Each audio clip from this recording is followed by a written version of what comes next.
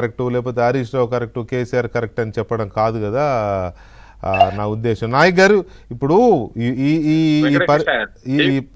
నాయక్ గారు చెప్పండి, ఈ పరిస్థితుల్లో గత ప్రభుత్వం చేసిన తప్పుకో లేకపోతే ఇప్పుడు ఈ ప్రభుత్వం చేసిన తప్పులకో ఎవరు తప్పనేది పక్కన పెడదాం, తప్పెవరిదైనా శిక్ష అనుభవిస్తున్నది తెలంగాణ రాష్ట్రం.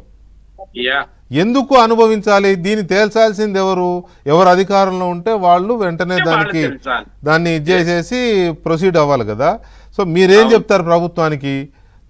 నేను ప్రభుత్వానికి ఒక్కటే సార్, మీరు ప్రభుత్వాన్ని నడుపుతున్నారు, సర్వ హక్కులు మీకున్నాయి, చట్టాలు చెప్తా ఉన్నాయి. అది ఏమో వాళ్ళు తప్పు చేసినటువంటి తప్పునే మీరు రావణ కాష్టంగా లాగా దాన్ని ఇట్లనే వాడుకుంటా ఉంటాం, ఈ 2.5 సంవత్సరాలు కూడా వాళ్ళ మీదనే మన్ను పోసుకుంటా ఉంటాం అంటే మీరు అధికారంలో రావాలని వస్తారా? అరే మీరు ఏం చేస్తారో మీ చేతిలో ఉంది సార్. ఏ కమిటీతోనన్నా ఇప్పటి వరకు 2023 నుంచి ఇప్పటి వరకు 26 వరకు ఏదైనా కమిటీ వేసి డ్యామ్ పనికి రాదనేది ఒక నిర్ధారించండి. మీరు ఏం చేయకుండా ఇంతకుముందు కోటేశ్వరరావు గారు చక్కగా చెప్పింది కదా సార్, మీరు ఎందుకు కాలం దాన్ని గడవాలని చూస్తున్నారు? ఎందుకు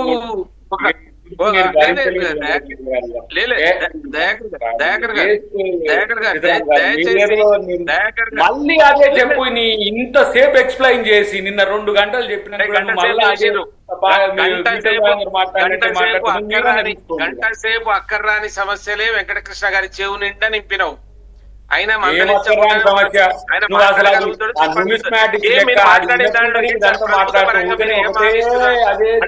కోట్ల రూపాయల ఇలా ప్రజాధనం ఉన్నది, ప్రజాధనంని ఖర్చు పెట్టి ఆ రోజున అనే ప్రజల వాళ్ళకి చెప్తున్నాం. మీ సంగతి ఏందో అంటున్నా, మీరేం చేస్తున్నారు అది చెప్పక లేదు. మీ ప్రాజెక్ట్ చెప్పండి సార్. మీరు ప్రభుత్వంలో ఉన్నారు, ఒక గౌరవ ఎమ్మెల్సీగా ఉన్నారు. రేపు రేవంత్ రెడ్డి గారితో నీకు హక్కు ఉంది, అందరికంటే ఎక్కువ హక్కు మీకు ఉంది. మీరు మాట్లాడి ఇది పనికి రాదు, మేము ఇక వేరే కడుతున్నాం, వీళ్ళు ఇట్లా చేసిరనైనా దాన్ని ఒక నిర్ధారించండి కమిటీతో. మీరెవరని మాట్లాడుకోవడానికి అట్లా మాట్లాడుకోవడంలో ఈ చర్చలే నడుస్తాయి. అందుకోసం ప్రభుత్వం చేయవలసిన పని వెంటనే ఏంటంటే వెంకటకృష్ణ గారు, ఒక కమిటీ నిర్ధారణ చేయండి, ఈ ప్రాజెక్టు పనికి రాదు, ఈ ప్రాజెక్టు లోపాలు ఉన్నాయి, కన్స్ట్రక్షన్ లోపాలు ఉన్నాయి, ఎవరు చెప్పలే. ఏమంటావు దయాకర్, ఏమంటావు ప్రొఫెసర్ గారిని?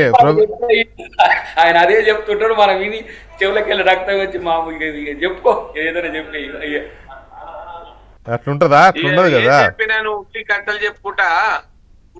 చెప్పుకుంటా వినమంటే మేము ఏమి వినాలి? అధికారంలో ఎమ్మెల్సీ కనుక గౌరవించి వింటాం సార్, ఏం చేస్తాం మరి? కానీ మీరు చేసేది ప్రజలకు ఉపయోగపడేది ఒక్క మాట అయినా చెప్పరాదు, నీ నోట వింటాం. నీళ్లు లేవు, నిధులు లేవు, దేని కొరకు కొట్లాడినామో అది ఆగమై ఉన్నాం కనుక నువ్వు ఇప్పటికైనా మీరైనా చెప్పండి. ఆ ఉద్యమకారుగా నాయక్ గారు ఒక్క నిమిషం ఆగండి, చెప్తున్నారు మీకు ఏంటో చెప్పు దయాకర్, చెప్పండి. ఇంతసేపు నా నోరంతరంగా పొద్దుగాల కూడా ఒక టీవీలో చెప్పిన, ఇప్పుడు కూడా చెప్పిన, అది ఆ ప్రతిపాదన విషయంలో ముందుకు పోవడానికి అడ్డంకులు అక్కడ ఉన్న సంస్థలు ఏవైతే క్రెడిబుల్ సంస్థలే వద్దంటున్నాయి కాబట్టి మనం 9 ఆల్టర్నేట్ తీసుకుంటున్నాం. వీలైతే సుందిళ్ళ నుంచి కొంత రిపేర్ చేసుకుంటే అవకాశం ఉందనే రిపోర్ట్ ఉన్నది కాబట్టి సుందిళ్ళ నుంచి ఎత్తిపోసుకోవాలని ఒక ఆలోచన. అదే ఇప్పుడు అదే కదా దయాకర్ గారు, కోటేశ్వరరావు గారైనా సీతారాం నాయక్ గారు కానీ ఏమంటున్నారు, మీరు ఆల్టర్నేట్ తీసుకుంటున్నారు, స్టార్ట్ చేయండి అంటున్నారు వాళ్ళు కూడా. ఇప్పుడు అందుకే వాళ్ళు మొదలు పెట్టింది, వాళ్ళు మొదలు పెడితే మీకెందుకు? అర్థం కాలే నేను చెప్పింది. ఆల్రెడీ అది వారాల్లోనే 9 సంబంధించి ఒక నిర్ణయం తీసుకుపోయే ముందు కాళేశ్వరం పనికి రాకుండా పోతుంది కానీ కాపాడుకునే ప్రయత్నంలో ఈయన కేటీఆర్ ఒక కథ మొదలు పెట్టింది. ఇప్పుడు ఆయన పెడితే మీకెందుకండి? అధికారంలో ఉన్నది మీరు. ప్రశ్న వేస్తావు, సమాధానం చెప్పొద్దు అంటే నేను ప్రభుత్వాన్నా లేకపోతే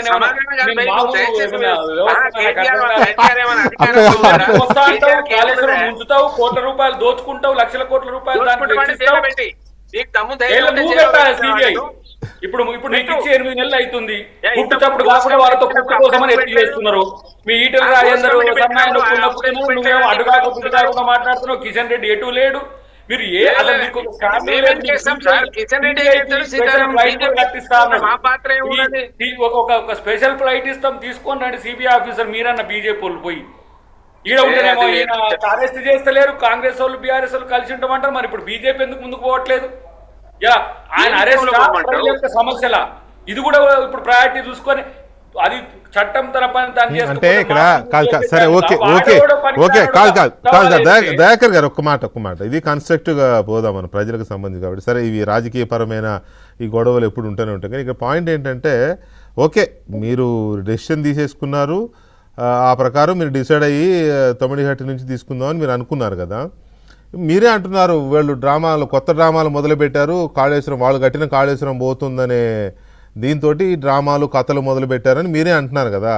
ఆ కథలు డ్రామాలను పట్టించుకోవాల్సిన అవసరం ఏముంది? ప్రభుత్వం రేవంత్ రెడ్డి గారు మీరు అక్కడ వర్క్ స్టార్ట్ చేయొచ్చు కదా, వర్క్ కమెంట్స్ చేయొచ్చు కదా. వేరే పని మనకు తొమ్మిడిహట్టి వేరే పని వెంకటకృష్ణ గారు.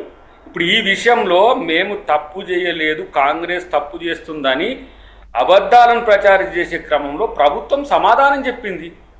అది ఓకే చెప్పినారు, నిన్న చాలా సుదీర్ఘంగా వివరించారు, చెప్పారు. మళ్ళీ వాళ్ళు ప్రెస్ కాన్ఫరెన్స్ పెట్టి మళ్ళీ లేదు రేవంత్ రెడ్డి చెప్పిందంతా సోలని మళ్ళీ వాళ్ళు మొదలెట్టి ఇది నడుస్తూనే ఉంటది. ఇంకా ఇది నడుస్తూనే ఉంటది. కానీ 3 నెలల ముచ్చట చెప్తే కేటీఆర్ వారం రోజుల ముచ్చట చెప్తే ఎవరికి ఆగిపోదాం మనం. అందుకే అంటున్నా నేను దయాకర్ గారు, నేను అనేది ఏంటంటే నిన్న అంత సుదీర్ఘంగా వారు చెప్పిన తర్వాత ముఖ్యమంత్రి గారు ఇవాళ మళ్ళీ వీళ్ళు ప్రెస్ మీట్ పెట్టి సొల్లని వీళ్ళు పెట్టిన తర్వాత మళ్ళీ మీరు కౌంటర్ ప్రెస్ మీట్లు పెట్టి ఇది కాకుండా మీరు ఒక డెసిషన్ తీసేసుకున్నారు, ప్రొసీడ్ అయిపోవచ్చు కదా. వాళ్ళు కథలు వాళ్ళు డ్రామాలని అని అనవసరంగా దాంట్లో ట్రాపులో లేకపోతే అది కొనసాగుతూనే ఉంటది. అట్లని చెప్పి వీళ్ళు అబద్ధాలు ప్రచారం చేస్తుంటే ఎంతకని. సో మీరు ప్రొసీడ్ అయిపోతున్నారా వర్క్ కి? తొమ్మిడిహట్టి దగ్గర బరాజ్ నిర్మాణానికి ప్రొసీడ్ అయిపోతుందా ప్రభుత్వం? ఆల్టర్నేట్ ఇప్పుడు ఆల్రెడీ ఇగో వాళ్ళ ఇళ్ళ పంచాయతీ చూడు బీజేపీ వాళ్ళది. ఆయన ఫడ్నవీస్ ఎన్ని లేఖలు రాసినా కలబడే ఆయన ఏందో. కేసీఆర్ గిట్లనగానే కలిసిండు పోయింది 148కి ఒప్పుకున్నాడు. ఎన్ని లేఖలు రాసిండో కూడా అదే కదా. హరీష్ రావు గారు కూడా అదే అంటున్నాడు. మహారాష్ట్ర ప్రభుత్వం అప్పుడు కాంగ్రెస్ ప్రభుత్వం ఉన్నప్పుడు ఒప్పుకోలేదు, అక్కడ తర్వాత వచ్చిన బీజేపీ ప్రభుత్వం కూడా తొమ్మిడిహట్టి దగ్గర అంటే వాళ్ళు ఒప్పుకోలేదు కాబట్టి మేము ఇక్కడ మేడిగడ్డ తీసుకున్నామని ఆయనే చెప్పినాడు. 148 కాకపోతే 146 చేసుకుంటాం, నష్టమేం లేదు. ఇంకో 2 ఫీట్లు ఎత్తి పోసుకుంటాం మైలారం కాడ, నష్టమేం లేదు. ఇప్పుడు కావాల్సింది ఏంటంటే అక్కడ దాదాపు నేను అనుకుంటా 20,000 ఎకరాలు మునుగుతుంది అక్కడ, ఏది మహారాష్ట్ర భూభాగంలో. దానికి కంపెన్సేషన్ ఏమన్నారు వాళ్ళు అప్పుడు, దానికి కూడా సిద్ధపడ్డాం. ఏంది 2.5 విలేజ్లు, 2 అంటే ఒక విలేజ్ మొత్తం పోతుంది, 2 విలేజ్లు మొత్తం పోతుంది, ఒక విలేజ్ సగం పోతుంది బ్యాక్ వాటర్తో. మేము అంత మేరకు తెలంగాణ 148 కాదు వెంకటకృష్ణ గారు, 146 కట్టుకున్నా మనం. అది స్టోరేజ్ ట్యాంకే, మళ్ళీ ఆ నుంచి తీసుకొచ్చి గ్రావిటీతో తెచ్చి మళ్ళీ మైలారం కాడ నంది మైలారం కాడ పోయడమే అంతే కదా. సవాళ్ళకు వాళ్ళని నిలబడమనండి పోని.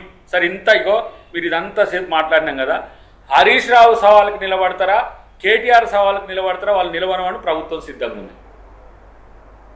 అట్లని చెప్పి రైతాంగానికి ఏ నష్టం అయ్యే ఇప్పుడు మా ఇంటెన్షన్ కూడా అదే. ఈ సవాళ్ళు వాళ్ళు మంత్రి పదవి ఇస్తారా, వాళ్ళకి ఇంకో పదవి ఇస్తారా, ఈ కాదు.